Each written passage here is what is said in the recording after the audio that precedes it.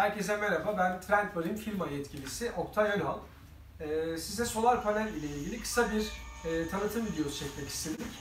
Dağıtımını yaptığımız Avusturya üretimi DAS Enerji markalı paneller. Stoğumuzda devamlı bulunduruyoruz bu değerli panelleri. Avusturya'da üretilen, hatta Avrupa'da çatıdaki cam panellerin yerine onların değişmesini sağlayan esnek paneller bunlar. Çok üst kalite ve yüksek verimliliğe sahip.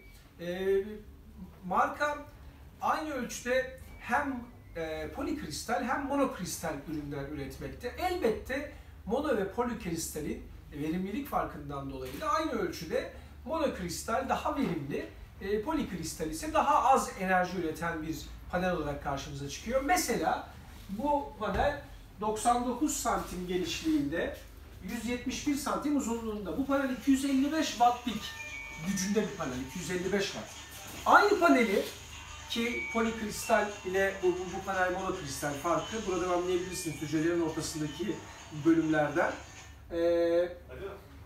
Bu panelin aynı ölçüde poli değil mono olursa ise 285 watt kapasiteli bir panel haline geliyor. Yani daha yüksek verim, daha kaliteli bir çıkış, daha üst düzey bir çıkış gücü için aynı alanda monokristali tercih edebilirsiniz. Biz yaptığımız saha testlerinde örnek vermek gerekirse 100 watt birimlik güçte bir panelden, 100 wattlık bir panelden Marmaris bölgesinde günde 500 watt çıkış aldık. Bunu da her gün ölçerek teyit ettik. Dolayısıyla bizim oluşturduğumuz 1 kW'lık bir panelden, polikristal için bu bilgileri söylüyorum, 1 kW'lık panel grubundan günde toplam 5 kWh enerji alabiliyoruz. Bunu ölçümlerde test ettik ve teyit ettik polikristalle. Mono bunun da üzerinde bir beklenti içerisindeyiz ama onu da 5 kat civarında, kapasitesinin 5 katı günlük enerji verir olarak düşünebiliriz. Burada bu yaptığımız uygulama biraz daha değişik ama büyük panelleri, yani gerek bu paneli, gerek ise aynı ölçüdeki monokristal paneli 285 wattlık olanı motor yatların hardtop'ların üzerine, ki 10, 11, 12'li paketler halinde bunu özellikle hardtop üzerlerine veriyoruz. Bunun dışında katamaranların üst yüzeylerine, daha fazla alanı olan teknelere inanılmaz çözümler sunuyoruz. Instagram sayfamızda bununla ilgili fotoğraflar da paylaştık. Çok verimli bir şekilde alanı kullanıp çok üst düzey bir enerji sağlıyoruz tekneye. Bu iki büyük panelin özellikle motor yatlar, hardtop gibi alanlarda, ama en son mesela Moody 45'in güverte üzerinde yan yana 2 tane koyarak birçok Moody 45'te uygulama yaptık. Gene Instagram sayfamızda var. Yani sadece motor yatla sınırlamak istemem. Ancak ağırlıklı orası denk geldiği için belki bu dönem öyle oldu ama Moody 45 gibi yelkenlerin de baş tarafındaki güverte üzerinde 2 tane 255 wattlık panel montajıyla yaklaşık günde o teknelere 2,5 kW civarında enerji sağladık. Bu uygulama ise şimdi sevkiyatını gerçekleştireceğimiz bir paket. Dolayısıyla öncesinde de bu fırsatta videosunu çekmek istedik. Yelkenli bir tekne, bimini üzeri montaj yapacağız.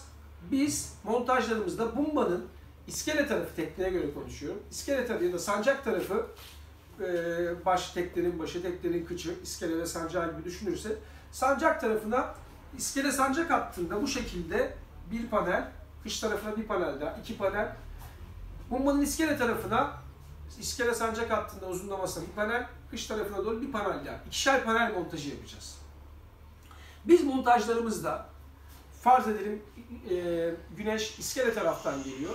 Bu panel grubu net güneş alacak. Bumbanın diğer tarafındaki paneller gölgede kalacağından birbirini, bu panellerin etkilememesi için tüm montajlarımızda biz bu tarzda çift regülatör kullanırız. Yani bumbanın iskele tarafındaki 2 paneli bir regülatöre, bumbanın sancak tarafındaki 2 paneli ise bir regülatöre bağlarız. Böylece daha temiz, daha verimli, daha yüksek bir enerji çıkışı sağlarız total gün içerisinde. 2 panel iskele taraf, 2 panel sancak tarafta var. 2 panel iskeledeki bir regülatöre gelir. Sancak taraftaki 2 panel diğer regülatöre gelir. Buradan ise akülere gitmeden birer otomatik atan ve tekrar kapatılabilen sigortayla da montajını yapıp aküye kadar veririz. Regülatörlere biz ağırlıklı teknelerde equalization özellikle yapmaması için, yani ara ara yüksek voltaj vermemesi için 14.2 olan jet ayarını yapıyoruz ki alternatör, şarjör ve diğer daha güçlü şarj kaynakları devreye girdiğinde solar onları engellemesini istiyoruz ki buna çok önem veriyoruz. Teknik olarak açıklamak istersen biraz daha, bu paneller DAS Enerji'nin monokristal 67 santime 155 santim, 67 şu ölçü, uzunluk 155 santim olan monokristal 174 watt kapasiteli paneller. Şöyle bakarsak 174 çarpı 5, bir tanesinden yaklaşık 870 watt saat günde almayı öngörüyoruz. 4 tanesinden ise bu teknede yaklaşık günde 3,5 kW, yani bu panelden 4 adet 3,5 kW enerji beklentimiz var güneşli bir Ege gününde yazın.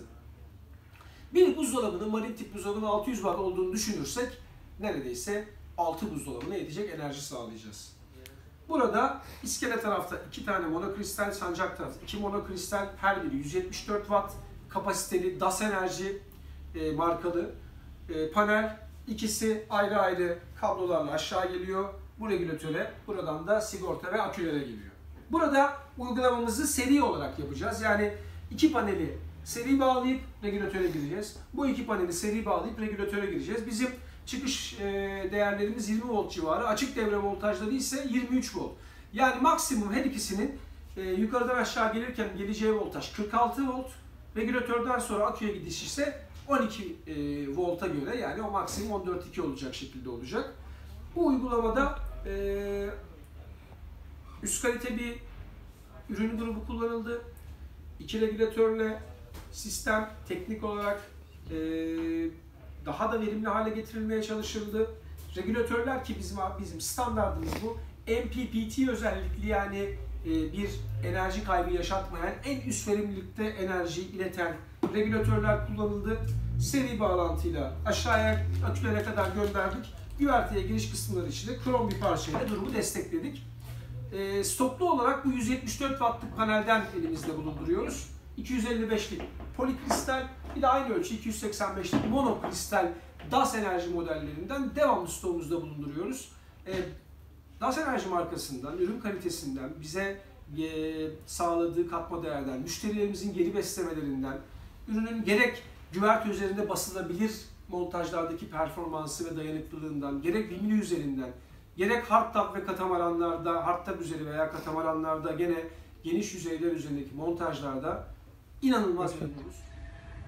Tüm bu detaylı bir şekilde planlamaya çalıştığımız montajın son noktasında da özellikle panellerden gelen amperi, akü voltajını etkin bir şekilde akü doluluk yüzdesini takip edebilmek için de yine Türkiye ithalatçısı olduğumuz Simari markasının akü monitörünün montajını yapıyoruz.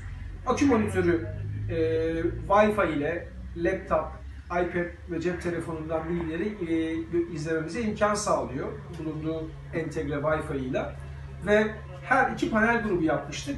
Her panel grubunun gelen amperin tekne sahibi anlık olarak izleyebilecek, akü doluluk yüzdesini %60, %70, %80 görebilecek, akü voltajını ise takip edebilecek. Bu konuya da ayrıca çok büyük bir önem veriyoruz. Umarım faydalı olmuştur. Özellikle solar panel videoları ve yakın dönemde karavan videoları ile, karavanda enerji sistemi videolarımız ile tekrar karşınıza çıkmak için hazırlıklar yapıyoruz. Görüşmek üzere.